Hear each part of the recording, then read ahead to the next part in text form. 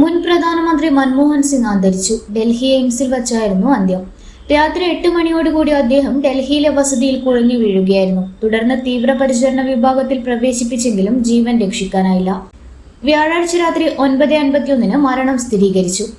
2004 May 22 മുതൽ തുടർച്ചയായ 10 വർഷക്കാലം രാജ്യത്തിന്റെ പ്രധാനമന്ത്രി പദം അലങ്കരിച്ച അദ്ദേഹം നൂതന ഉദാരവൽക്കരണ നയങ്ങളുടെ പദവാഹകനായിരുന്നു. സാമ്പത്തിക ശാസ്ത്രം ഇഷ്ടമേഖലയാക്കിയ മൻമോഹൻ സിംഗ് മുൻ പ്രധാനമന്ത്രി PV നരസിംഹറാവുവിന്റെ നിർബന്ധത്തിന് വഴങ്ങിയാണ് രാഷ്ട്രീയ വഴിയിലെത്തിയത്. ഒടുവിൽ 2004 മെയ് 22 ഇന്ത്യയുടെ പ്രധാനമന്ത്രി കസേരയിലെത്തി. ഇടതുപക്ഷത്തിന്റെ പിന്തുണയോടെയായിരുന്നു UPA സർക്കാർ നിലവിൽ വന്നത്. എന്നാൽ അമേരിക്കയുമായുള്ള ആണവ കരാറിന്റെ പേരിൽ ഇടതുപക്ഷം പിന്തുണ പിൻവലിച്ചതോടെ 2008 ജൂലൈ 22 മൻമോഹൻ സർക്കാർ ലോക്സഭയിൽ വിശ്വാസ വോട്ട് തേടി. സമാജ്വാദി പാർട്ടിയുടെ പിന്തുണയോടുകൂടി സർക്കാർ വിശ്വാസ വോട്ട് അതിജീവിക്കുകയായിരുന്നു. 2009 പൊതു തിരഞ്ഞെടുപ്പിൽ കോൺഗ്രസിന്റെ നേതൃത്വത്തിലുള്ള UPA വീണ്ടും അധികാരത്തിലെത്തിയപ്പോൾ മൻമോഹൻ സിംഗ് വീണ്ടും പ്രധാനമന്ത്രിയായി. ഇതോടെ ജവഹർലാൽ നെഹ്റുവിന് ശേഷം 5 വർഷം അധികാരം പൂർത്തിയാക്കിയ ശേഷം പ്രധാനമന്ത്രി പദത്തിൽ വീണ്ടും എത്തുന്ന നേതാവായി. 2010 ടൈം മാസിക ലോകത്തിൽ ഏറ്റവും കൂടുതൽ സ്വാധീനമുള്ള 100 ആളുകളിൽ ഒരാളായി തിരഞ്ഞെടുത്തിരുന്നു.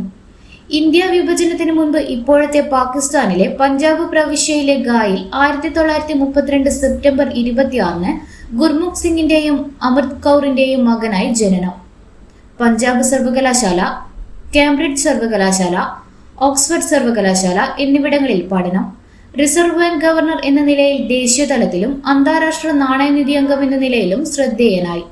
1971 ഗതാഗത വകുപ്പിൽ സാമ്പത്തിക ഉപദേഷ്ടാവായി നിയമിതനായി.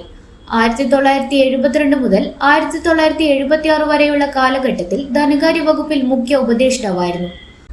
1980-82 കാലത്ത് ആസൂത്രണ വകുപ്പിലായിരുന്നു. 1982 ധനകാര്യമന്ത്രിയായിരുന്ന പ്രണബ് മുഖർജി മൻമോഹൻ സിംഗിനെ റിസർവ് ബാങ്കിന്റെ ഗവർണറായി നിയമിച്ചു. 1985 മുതൽ 1987 വരെയുള്ള കാലഘട്ടത്തിൽ ആസൂത്രണ കമ്മീഷൻ ഉപാധ്യക്ഷനായി. പിന്നീട് പ്രധാനമന്ത്രിയായിരുന്ന VP സിംഗിന്റെ മുഖ്യ സാമ്പത്തിക ഉപദേഷ്ടാവായി ചുമതലയേറ്റു. 1991 യൂണിയൻ പബ്ലിക് സർവീസ് കമ്മീഷന്റെ ചെയർമാനായി. തുടർന്ന് യൂണിവേഴ്സിറ്റി ഗ്രാന്റ് കമ്മീഷന്റെ ചെയർമാനായും പ്രവർത്തിച്ചിട്ടുണ്ട്. 1987 രാജ്യം അദ്ദേഹത്തെ പത്മവിഭൂഷൺ നൽകി ആദരിച്ചിട്ടുണ്ട്. അധ്യാപകനായി തുടങ്ങി പ്രധാനമന്ത്രി പദം വരെ എത്തിയ മഹത് വ്യക്തിത്വമാണ് ഓർമ്മയാകുന്നത്. ഇന്നറിയാൻ ന്യൂസ് കേരള, കണ്ണൂർ.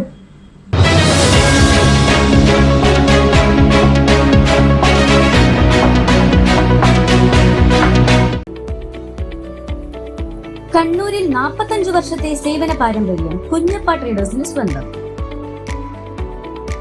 കണ്ണൂർ സ്റ്റേഡിയം കോംപ്ലക്സിൽ പെയിന്റ് വിപണന രംഗത്തെ വിശ്വസ്ത സ്ഥാപനം. Asian paints, Berger, MRF, IndiGo, Shalimar, സ്നോസം എന്നീ കമ്പനികളുടെ അംഗീകൃത വിപണനക്കാർ. മികച്ച ഉപഭോക്തൃ സേവനം കുഞ്ഞപ്പ ട്രേഡേഴ്സിനെ വ്യത്യസ്തമാക്കുന്നു. കെട്ടിടത്തിന് നിറം പകരാൻ ലോകോത്തര ബ്രാൻഡുകളുമായി പെയിന്റ് വിപണന രംഗത്തെ പാരമ്പര്യത്തിന്റെ കരുത്തുമായി കുഞ്ഞപ്പ ട്രേഡേഴ്സ് മുന്നേറുന്നു.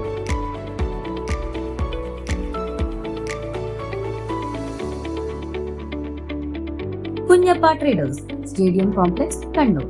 ഫോൺ 9383 462 422.